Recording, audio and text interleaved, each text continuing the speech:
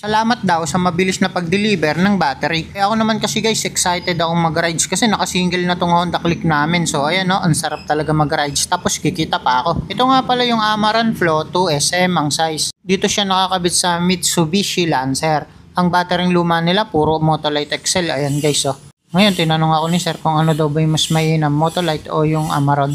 Para sa akin parehas naman maganda, lalo na itong Motolite XL. So ayun nga, nakapag-decide si sir na susubukan niya itong Amarant, kaya Amarant battery ang kinabit natin dito. May ibang variant yung Amarant, itong nasa video, ito po yung Amarant Flow. Dati ang pangalan niya Amarant Highlight. Tapos kaingay nga kamo nung nagwe-welding dito o nag-grinder yata. Ayan guys, so si kuya, shoutout kay kuya. Pagkatapos tinest ko na yung alternator, ang taas ng voltage na ito nasa 14.5. Para sa akin malakas yan guys, ayan o.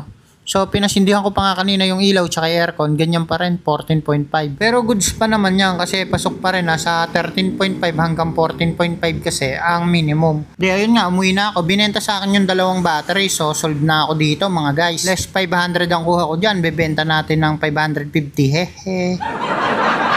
Ang sarap talaga kapag Honda Click yung gamit mo, pwedeng pang deliver, pang forma, tapos ayun, matipid pa sa gas. Tapos nakakapogi, feeling pogi nga ako dito eh. So ayun lang, maraming salamat, follow for more, sana nakatulong.